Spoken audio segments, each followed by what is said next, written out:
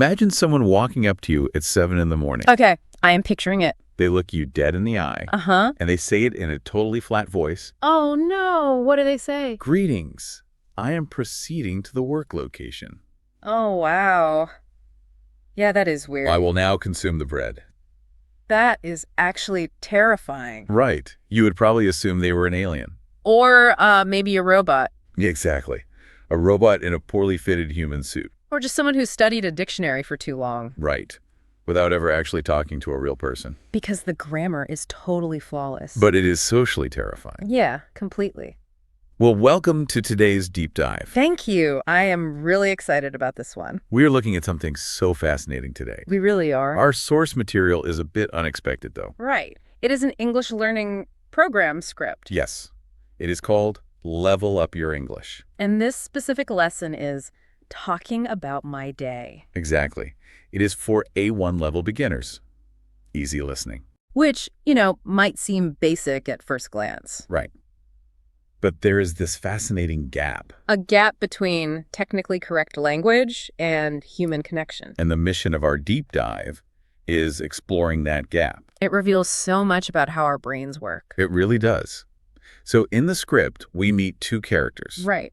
Amelia and Oliver. Amelia is a beginner. And she is trying to describe her daily routine. But the linguistic traps she falls into are hilarious. They are, but they are also super universal. We all overcomplicate our communication sometimes. Oh, absolutely. Even in our native languages. We just want to sound more correct. Right.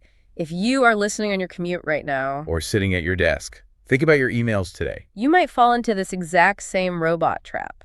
Just like Amelia does. Because we mistake rigid rules for effective communication. We prioritize precision over actual connection. Exactly. So let's look at Amelia's first attempt. The baseline the script gives us. Right. She says, I get out of my bed at 7:02. Okay. Very literal. I consume bread for my breakfast. Oh, the consume bread line. Yes. Then I use a bus to go to my work location. Work location, that is great. I finish my job at 5:0. So Oliver, the native speaker, points something out. Right. He says her grammar is 100% accurate. Subject, verb, object. It is all there.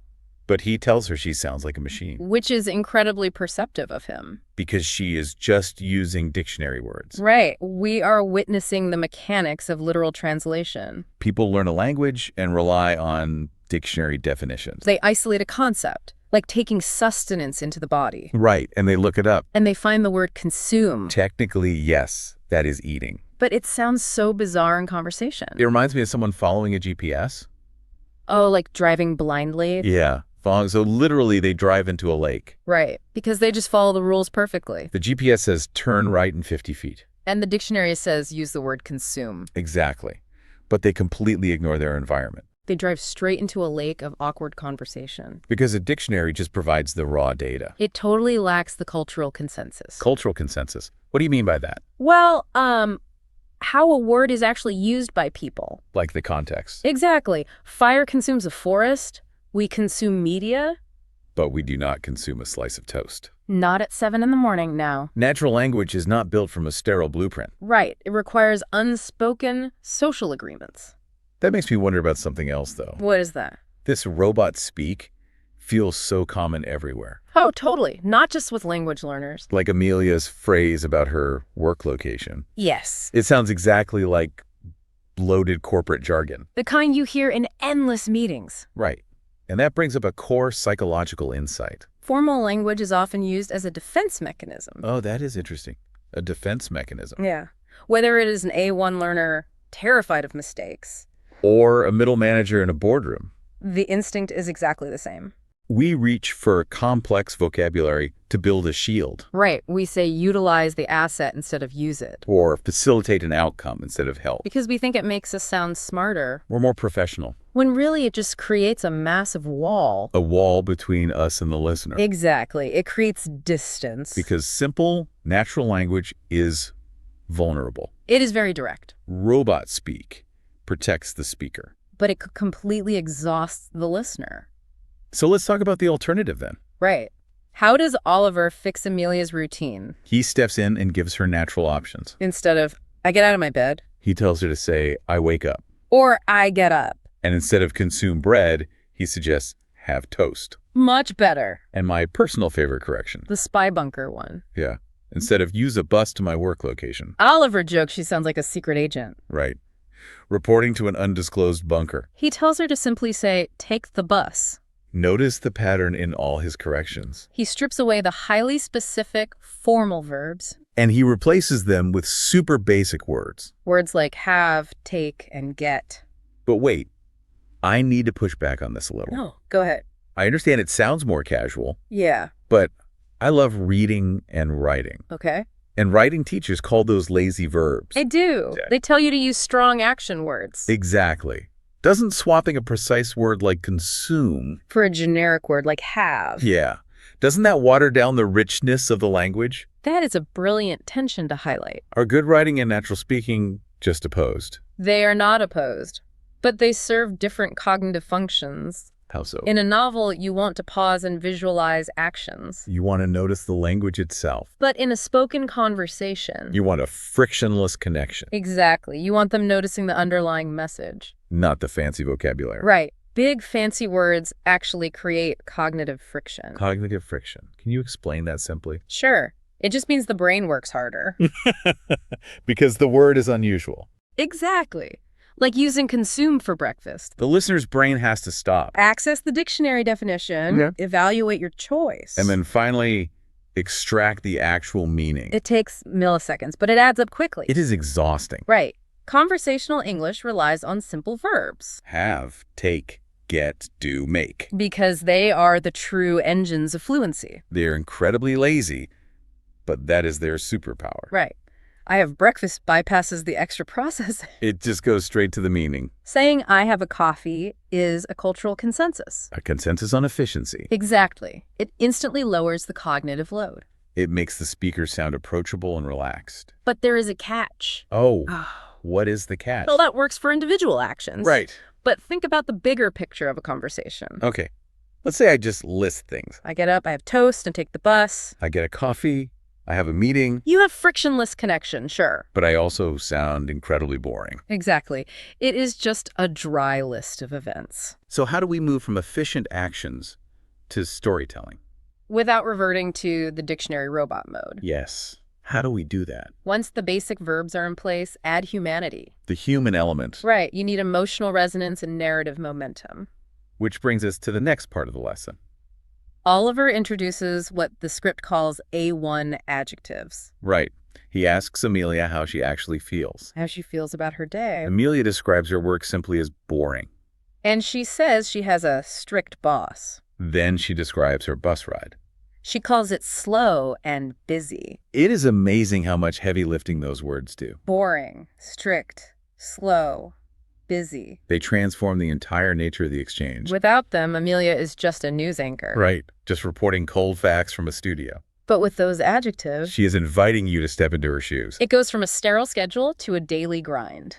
A highly relatable, slightly miserable daily grind. You instantly feel empathy for her. Taking a slow bus to a strict boss. Adjectives are the mechanism we use to share reality. Our internal reality, you mean. Exactly. They tell the listener how to react. But even with adjectives, a story can stall out. Right. If it lacks structure. Which is why Oliver tackles the repetition problem next. Amelia starts every single sentence with the word I. I do this, I do that. So Oliver introduces sequencers. First, then, after that, and finally. So her story smoothly becomes, First, I get up, then I have breakfast. after that, I take the slow bus to work. It flows so much better. Because sequencers tap into our psychology. We are narrative-driven creatures. Right? Yes, we look for cause and chronological progression. Words like first and after that act as a roadmap. A cognitive roadmap. They guide the listener's expectations. And they create momentum. Without sequencers, you just hand someone disconnected bricks. But with first and then, You show them how the bricks form a path. this is such a crucial trick for fluency. It really is. A speaker using basic verbs and adjectives. Can sound incredibly fluent using sequencers. Because it shows, you know how humans process information? It takes the listener by the hand. It says, we are on a journey together. It is a simple fix, but changes the whole texture. It proves sounding natural is about structure and empathy. Not vocabulary size. Exactly. To really drive that point home, let's look at the quiz. Oh, the interactive quiz at the end of the script. Yes, it takes robot speak to hilarious extremes. We have to walk through these examples. They perfectly illustrate everything we have been discussing. So the script provides these robot sentences. And Amelia has to provide the natural human corrections. The first robot sentence is so funny. Let's hear it. I consume a liquid of water. A liquid of water. That is amazing. The redundancy there is a classic hallmark. A hallmark of over-explaining. Yes, explaining a concept you aren't comfortable with. It sounds like an undercover alien at a diner. It really does, so Amelia naturally corrects it. She just says, I drink some water. Perfect. Let me get the next one. I'm ready. I operate a motor car to the grocery building. Oh my gosh. Grocery building is fantastic. It completely strips away all our cultural shorthand. It reduces commerce to pure literal function. A building for groceries. So how does Amelia fix that one? She simply says, I drive to the supermarket. And the final one might be the most poetic. Oh, really? Let's hear it. I close my eyes for the night period. Wow. For the night period. Amelia translates that back to human speak. I go to bed. Exactly. Close my eyes for the night period is absurd. Every single word in that sentence is English. And the grammar is technically completely sound. But it forces the listener to assemble meaning from scratch. It is just exhausting. At the end, Amelia makes a really funny comment. She says her English is not a killer anymore. Right.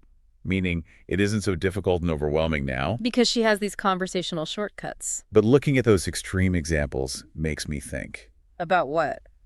Native speakers again. Oh, yeah. We laughed at operate a motor car to the grocery building. But we do the exact same thing in professional settings. Constantly. We say, I am going to action that deliverable. Prior to the close of business. Instead of just saying, I will finish that today.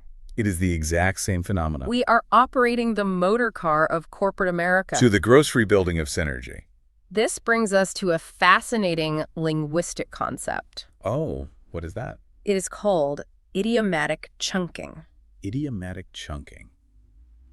That sounds complicated. It really isn't. Think of a chunk as a block. A block of words. Yes. This is the secret to simple, natural language. Okay. How does it work? Fluent speakers do not actually think in individual words. Wait, really? We don't pick words one by one. Not for common actions, no. So what do we do? Think about a computer caching frequently used data. It saves it so it runs faster. Exactly. It doesn't search the hard drive every time. Oh, I see. Our brains do the same thing. Right. The human brain stores language in chunks. So we store phrases as single, unified units. Yes. Go to bed is not 3 separate words. It is just one pre-assembled block of meaning. Right. Take the bus is one chunk. Drink some water is one chunk. It drastically reduces the cognitive load. While close my eyes for the night period. That forces the brain to process every single word individually. Close my eyes for night period. And then synthesize those 7 pieces of data. Just to deduce that you mean sleeping. It is completely exhausting for everyone involved. True fluency is achieved when you stop assembling sentences word by word. Whether you are an A1 learner or a CEO. You start utilizing these pre-built, culturally accepted chunks. Because the language needs to get out of the way. So the actual message can land. It fundamentally changes how you look at communication. We spend our lives trying to acquire huge vocabularies. Thinking that a wider vocabulary equals better communication. But the reality is completely different. The most effective communicators use the most common tools. And they use them with the greatest efficiency. They prioritize approachability over sounding authoritative. Communication is a shared burden, right? Absolutely. You do everything to make the listener's job easier. We have covered a lot of ground today. We really have. Peeling back the layers of this script. Let's pull all these threads together now. If we synthesize this deep dive into level up your English, The central takeaway is a profound relief, honestly. sounding natural is not about having a complex vocabulary. It is the exact opposite. It is about leaning on simple, versatile verbs. Like have, take, and get. It is about using adjectives to provide emotional context. And relying on logical sequencers to build a narrative. First then, after that. It is a lesson in uncomplicating ourselves entirely. And it applies to everyone, not just language learners. So, take a moment today to reflect. Look at your own communication style. Pay attention to the emails you write today. Or the way you speak in your meetings. Even how you text your friends. Ask yourself if you are wearing that poorly fitted human suit. Are you using overly formal, robotic language to protect yourself? Trying to sound smart with big words. When a simple, natural chunk of language would connect better? Are you trying to consume bread? Or are you just having toast? It is a phenomenal filter for authentic communication. Strip away the armor and just tell the story simply. But I want to leave you with one final thought. Oh, I am ready for this. We spent this deep dive establishing something important. That natural human communication relies on lazy shortcuts. We rely on predictable chunks to save brain power. To lower cognitive load and create frictionless connection. So here's the thought. What happens when artificial intelligence gets incredibly good? Good at mimicking these exact conversational shortcuts. These specific human flaws and lazy chunks. What happens when the literal machine starts sounding more natural? More natural and more human than we do. That is a terrifying and entirely possible near future. Something to think about while you take the slow bus today. To your work location. Thanks for joining us on this deep dive.